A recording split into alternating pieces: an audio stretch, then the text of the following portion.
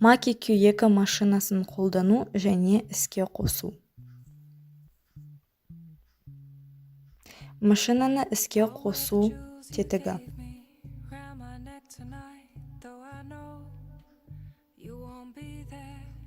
Машина іске қосылған кезде платформа жанады және де ине реттеледі.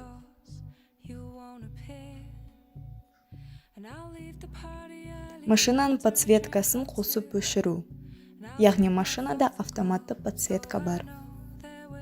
Және де автоматты ине реттегіш тетігі. Машинаны қолдану платформасы. Яғни машинаны нитеобрезатель, нитті кесуге арналған тетік, және де машинаның жылдамдығын арттыру немесе төмендетуге арналған кнопкалар.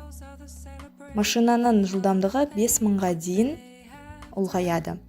Реверс, яғни кері жүріс тетігі.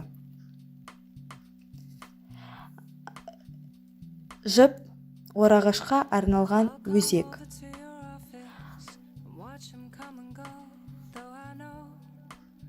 Яғни жіп орағыш.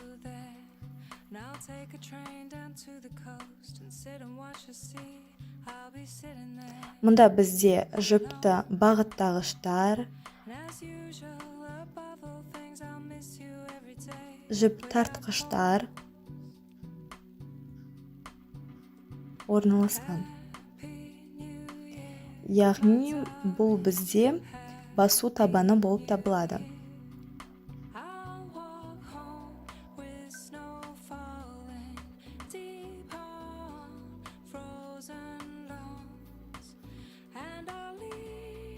Тұғыр платформа.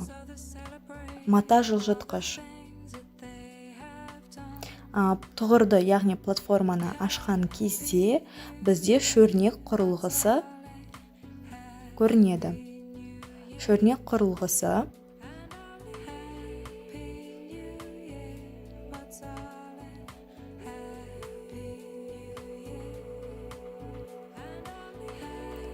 машинаны мен тіккен кезде ол автоматты түрде жіпті өзі кеседі.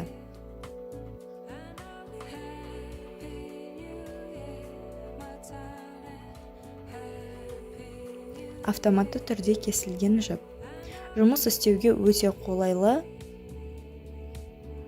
Егерде біз жіп кескіш нүктені алып тастайтын болсақ, онда машина бізде жіпті өзі автоматты түрде кеспейді.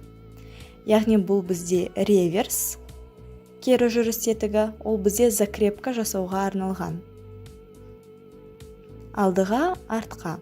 Закрепка технология бойынша 1 см, яғни 3 тігіс артқа, 3 тігіс алдыға болуы тиіс. Машинаның жібін автоматты түрде кесетін тетігін өшіріп тастағаннан кейін, ол жіпті біз өзіміз арнайы сниппермен кесіп тастаймыз. Машинамен жұмыс жасардың алдында міндетті түрде біз машинаның тігісін арнайы матада тексеріп аламыз.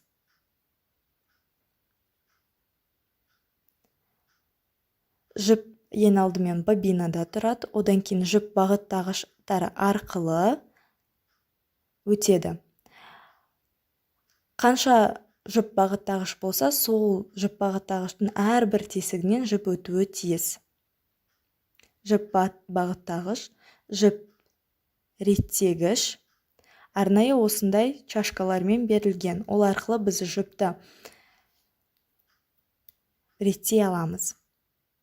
Әрбір ілмектерден жіп өтуі тиіс. Жіп тартқыш, жіп бағыттағыш,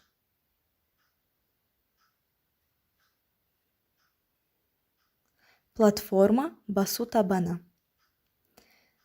Жіп міндетті түрде біз жіпті шөрнек құрылғысынан маховое колесо, яғни айналма дөңгелек арқылы шығарып алуымыз тиіс.